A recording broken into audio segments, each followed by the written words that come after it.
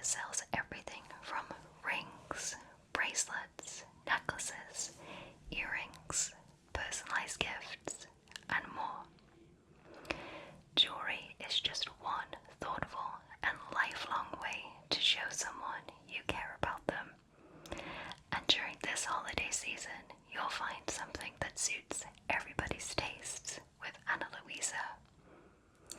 Prices start at just $39 and shipping is fast and free in the United States, but they do also ship worldwide. I've worked with Ana Luisa for a few campaigns now, and I can still say their jewelry holds up just as beautifully as when I first got it, as you can see in this footage. And for additional peace of mind when it comes to shopping with Ana Luisa, all of their jewelry has a 2-year warranty. For this campaign, I chose 2 bracelets. Brindley, which is the chunky bracelet for a more striking piece for my outfits, and Lisa, which is a more delicate bracelet, which I think works with any outfit. Also, Ana Luisa currently has a fantastic sale going on, so you can grab your favorite pieces for you or your loved ones at a great discount. Get started on your holiday shopping for your loved ones now by clicking the link in the description. Thank you to Ana Luisa for sponsoring this video today. And now let's get back to the video. So, this is a highly requested video, and so I love to make one of these every year. So to prepare for today's video, I have made a list of the games that I wanted to mention for today's video. So I'm just going to quickly pull that up. There we go. I'll just pop that down there. So let's start with the first game, which is Final Fantasy VII Rebirth. So this is part 2 of the Final Fantasy VII Remake collection. I believe there's going to be 3 parts in total. So I played this basically when it came out, and I have to say, I think I've just come to the realization that Final Fantasy VII is just not the game for me. And I think I'm in the minority when it comes to my opinion on this game, because I know so many people love this game. But I just feel like the story of this game is just not worth waiting roughly a decade in total to hear the full story of. The first game, it didn't really grab me, so I felt like maybe part 2 would, and unfortunately it also did not.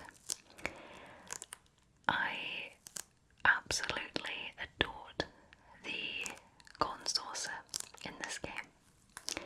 I have no idea which Final Fantasy the Golden Saucer originated in, but I did initially play the Golden Saucer in 14 when I briefly played that game. And I will say that part of Rebirth was so fun. I will say I think the best part of Rebirth was Triple Triad. I at first could not stand Triple Triad, but I learned to love it very quickly. I loved Triple Triad. Triple Triad is the card game that you can play with different NPCs throughout the game. All of the mini games of the Golden Saucer were so fun, but other than that, I didn't particularly love the environments, the atmosphere, or honestly the story. It says on the back, defy destiny together. Cloud and his comrades escape the city of Midgar in pursuit of the fallen hero, Sephiroth. As they travel across the world, they find themselves on a journey that will decide the fate of the planet. It is a very beautiful game, but I think it just doesn't have enough to pull me in and interest me. So for that reason, I really didn't love this game. I see why people would love this game, but there was just far too many elements that didn't really interest me. I also don't like a lot of the fighting techniques in this game. So, I don't even know if I'll play the third part, honestly. And I also really didn't like the final fight with this one. It just didn't feel very enjoyable or even really exciting when I won. I mean, completing the final fight of the game, it should be a great moment, but it didn't feel very fun, honestly. So, this was not my favorite game this year. However, it is the only game that I played as a physical disc this year.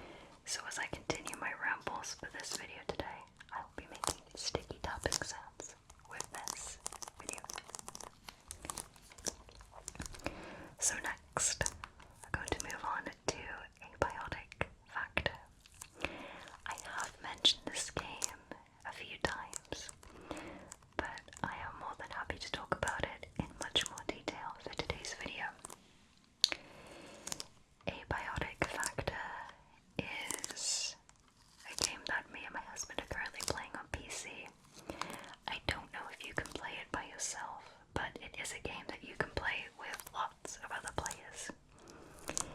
It is a survival semi-building game, and the way it works is you are in a huge building that has many layers and levels and tunnels, and there are these creatures and robots hanging about that you have to fight and defend yourself against. And we love it. The only issue is, and it's not a bad issue at all, is that the game is still being worked on. And so me and my husband have taken a pause on the game because we've beaten as much of the game as we can so far. I believe one of the major updates is coming out in the winter, and I think another update is coming out in the spring, and I think that is the final release of the game, with some exceptions being made, I'm sure, for updates and possibly DLC. It is such a fun and lengthy game. I absolutely adore lengthy games. There's a bit of a debate out there right now as to whether lengthy games are good or not. I find them to be so fun. JRPGs are one of my favorite genres, and they're pretty much always lengthy games. Even Final Fantasy was a lengthy game, even without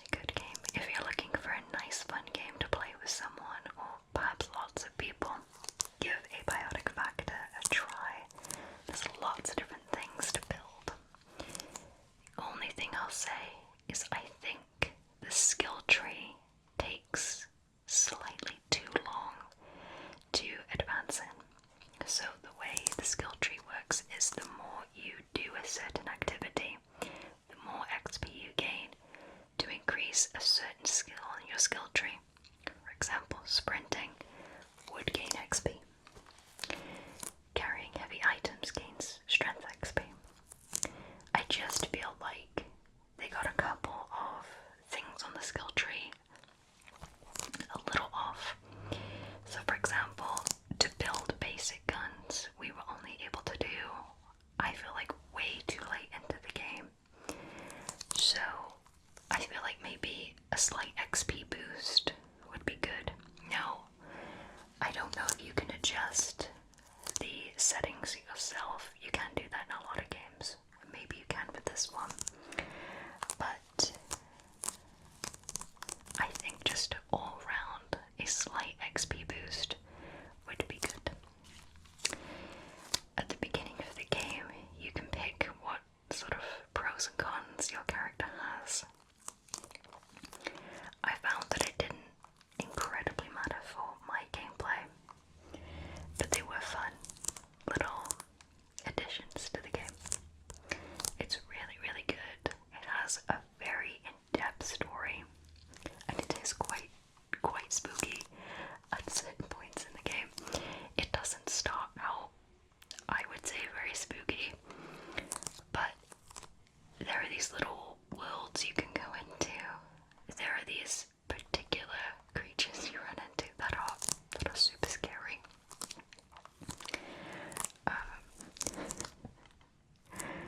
But very, very good game. I love it so much. If you like survival games, building games, base games, I think you'll love it. They've done a really great job on it, and I look forward to playing the next part of the game. Next is House Flipper. I love House Flipper so much. I was a little confused recently, so I haven't played House Flipper 2, but I did notice that some DLC came out, and I thought it was going to be for House Flipper 2, because normally when video games release DLC, it is for their newest game. But I saw that the House Flipper 1 had new DLC that came out late November or December, and it was the dining experience. I immediately got it. I'm about 3 or 4 missions in. I have also mentioned House Flipper several times, but it is another game that I'm more than happy to continue talking about. The way House Flipper works is you clean up different homes. It could be apartments, offices, houses of all different styles. And you can clean up the gardens, you can clean up the interior, the exterior, you can change out all the furniture to flip it for a good price or live in it, or you can do tasks that people hire you for. It's really, really fun, and it's a really satisfying game if you just like seeing something go from dirty to clean, messy to tidy. It's so fun. Then when you get enough money in the game, you can purchase your own property, and you can decorate it however you want, whatever you want to put in there. Obviously there's some exceptions, but they have thousands of different paints and items in the game. You could do so much in that game. So I love it. I've played House Flipper, House Flipper Pets, House Flipper Luxury. I've not played the farm one yet, though I do mean to. And I'm currently playing House Flipper Dining. I kind of like House Flipper Dining. I didn't like a lot of the themes of the missions they gave me, but the one I really, really loved, I think, is mission 3 or 4. You make this big pink cupcake cafe. It's so good. I love it. And then you also get recipes to unlock so that you can make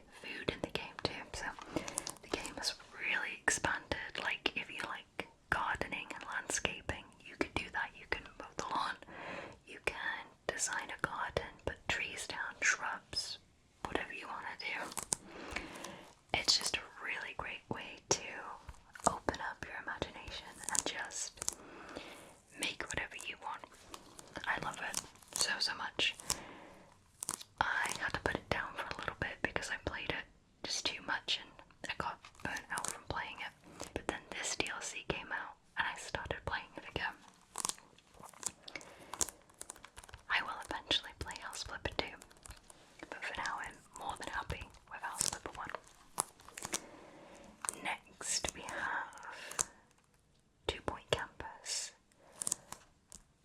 If I see the words 2 Point, I'm playing it. One of the first games I ever played as a kid was Theme Hospital on the PS1. And then many years into the future they came out with 2 Point Hospital, which is basically the same thing on a bigger scale. And then they came out with 2 Point Campus. I love 2 Point Campus and 2 Point Hospital and Theme Hospital. So these games work as, with Hospital 1, you're running a hospital, building different places for the doctors to work and the nurses and all the staff. And 2 Point Campus is you make universities, you make different campuses, so they have cooking or science or wizardry or archaeology, and they are so fun. Every campus is interesting and exciting and I love it. The archaeology one was definitely my favourite. The way that one works is the students dig up different items, you sell it so that your university makes money. And seeing what the characters dig up is so fun.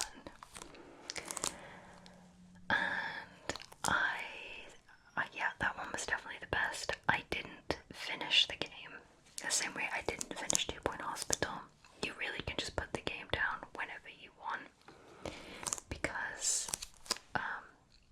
universities don't pass on from one to the other. So when you've completed one, it doesn't really mean anything for the next one. So you can stop and start the game whenever you please. The only perk is if you complete that university, it unlocks more universities, and if you complete 2 points or 2 stars out of 3, you get perks like little items or their version of money in the game. It's really fun. I love it. And they just announced that I just wrote 2 Point Hospital now. 2 Point Museum is coming out. I'll talk about that in a little bit, but that's great news. I would highly recommend you give 2 Point Hospital and 2 Point Campus a go. I will say, when I first started playing 2 Point Campus, I immediately didn't like the user interface. It felt too different from 2 Point Hospital, and I immediately felt put off, but after about 60 minutes, I just didn't care. It was perfect and great, and I loved it. Next, Spyro. So, this year I decided, just as a comfort game, to replay Spyro Year of the Dragon. Spyro Year of the Dragon, I think. I've already played it before. I played the original, I played the remaster, and I just wanted to play it again. I love it. It's a nice cozy game, but what I also really loved was I just decided to finish off my trophies at the same time. I guess I have that physically too. But I think I've shown that before. And I ended up getting the Platinum Trophy, which was Year of the Dragon, which I thought was... No, it wasn't. It was Party Like It's 2024, which I thought was weird because the game came out years ago. And then I realised it was the next Year of the Dragon. So I thought that was quite fun. I love that game. I'll play it 100 times more. It's just a great comfort game when it's something you just want to relax with. Really good game. The only thing I'll say about that is I don't understand why you can platinum the game without getting all of the gems in the X. So, even though I played the remastered version twice now, I've never opened the door to get into the world where you get, you know, all the eggs and all the gems and then you enter. I haven't actually gone in there, and I would assume the platinum should come from getting all the eggs and the gems, because a platinum trophy is supposed to be very difficult to get. So, I'm not sure about that. Not that I'm complaining. Really, really fun game. Love it so much. Next is, what should we talk about? Supermarket Simulator and Trading Card Game Simulator. They're very similar to each other. I think both have the same problem. They take way too long to progress through. I played Supermarket Simulator very early on this year, and I actually really loved it. I loved the way it works is kind of exactly how it sounds. You are a shopkeeper, you own a store, you can use the money you're given by customers to buy more products to sell or make your store bigger. I really loved it. I loved organizing all the different shelves and aisles with all these foods to sell. It was really fun. A lot of time passed very quickly playing that game. But I just felt like the progression got to be too slow. And so I eventually just stopped playing the game. Trading Card Game Simulator was very... I saw a lot of people were playing it online, and I thought, well, this is kind of like Supermarket Simulator, so maybe it'll be fun, and I stopped playing that very quickly. It just wasn't for me. Not my favorite game. But I do have good and fond memories of Supermarket Simulator. Very fun game. Just a little bit too slow. I don't know if that is one of those games you can alter, you know, the different settings on it though to accommodate to make your game better, because if that is the case, then that would just come down to me adjusting to my preferences. So I'm not sure.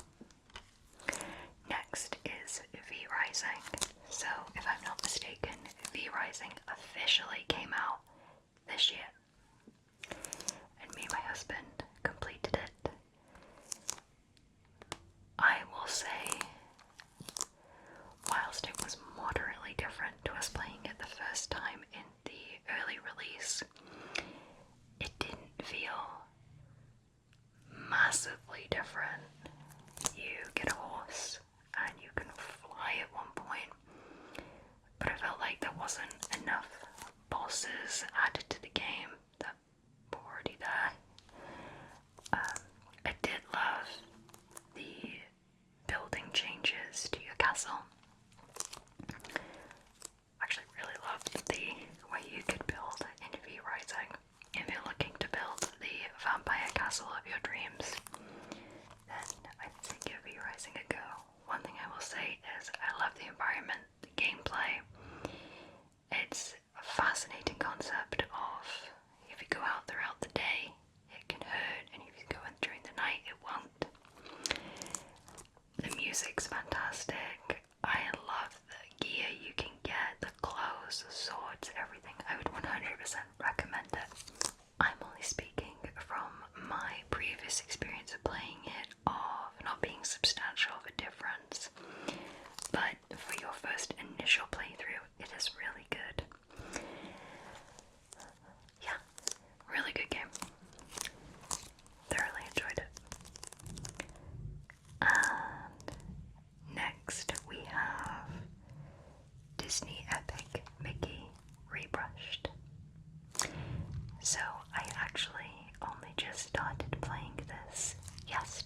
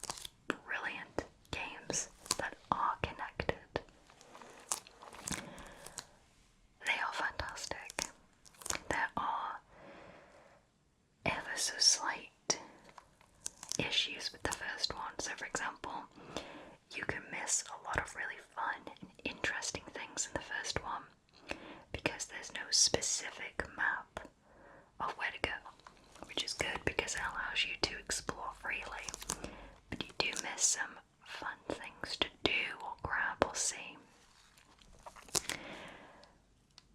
And there's not much, I felt, of a necessity for the traps, for the monsters that fight you. You don't really need them, I think. They're good just to add something to your base, but not necessary. 2 is wonderful. The amount of different ways you can travel into is fantastic. The random NPC that shows up at one point and you're unsure if they're good or bad. The fact you can't sleep most nights because you get woken up by monsters was really terrifying. Really, really fantastic games though. I would love to see a third one be made, and I'll definitely be giving it a go. Sons of the Forest 2 though, Sons of the Forest was, in my opinion, 1,000 times scarier than the first one. There were certain monsters in certain caves. I felt like I got a bit overconfident at one point and just ran straight down this path because I thought, oh, I have, weapons and gear and stuff, I'll be fine. No, that was bad. I just ran straight into really scary monsters, so I'm just thinking about it. It's funny, but it was scary. So, and there's this other part of it, I have mentioned this before, but you have to build something in the game that's really important. And me and my husband put it in this random field. And we're building it, and then we have to put items into it to make those items better. We're waiting for it to complete, and it's taking a while. And then we both look in the distance, and we can see these really tough enemies that we don't normally see in that area.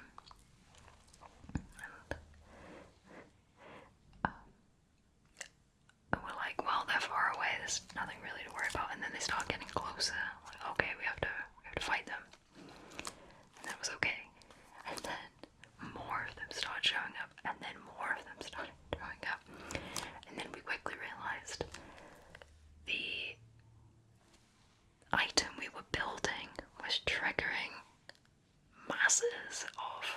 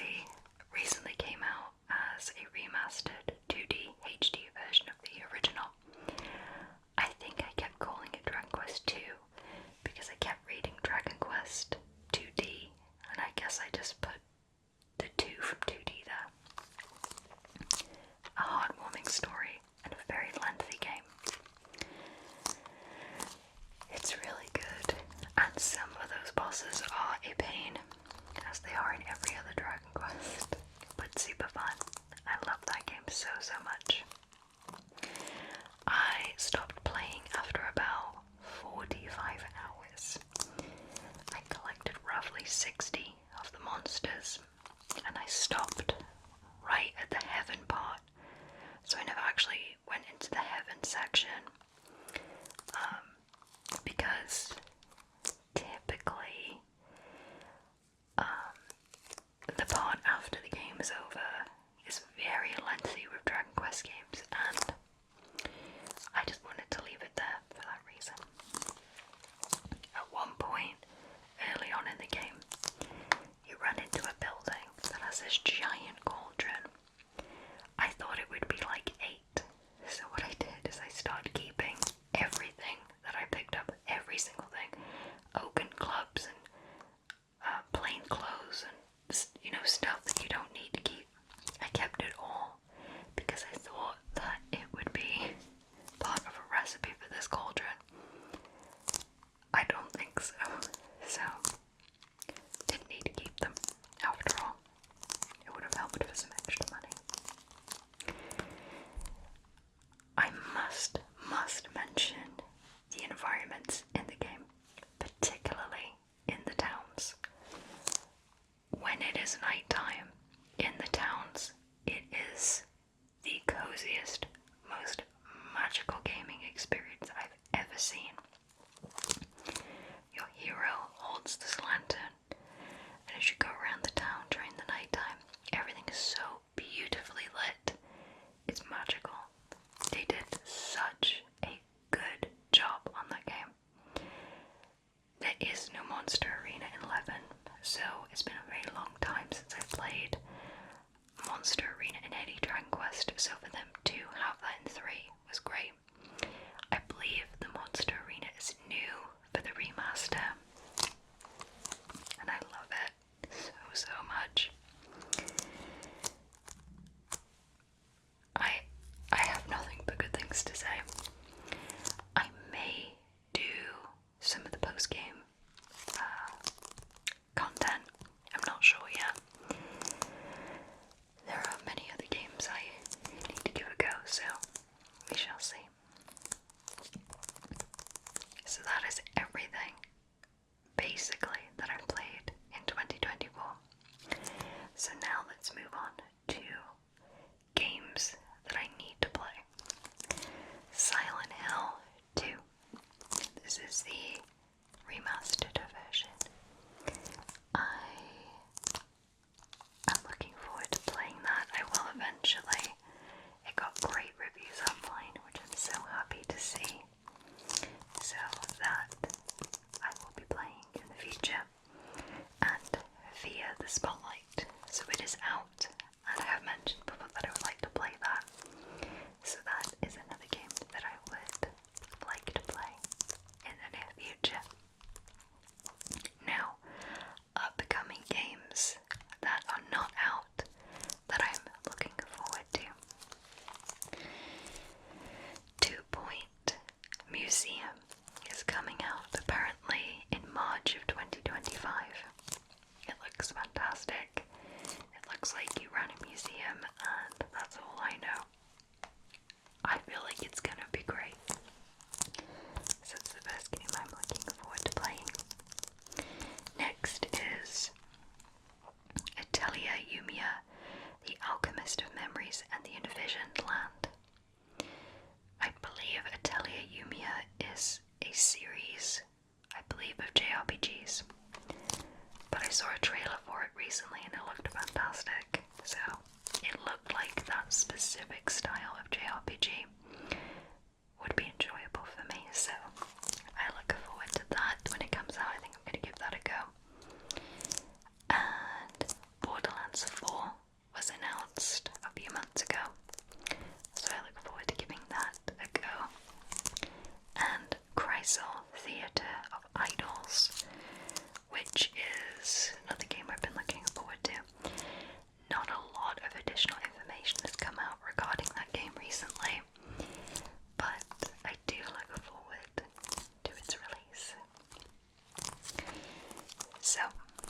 let me know, what was your favorite game that you played this year, if you play video games? And is there a video game that you're looking forward to playing in the future? So,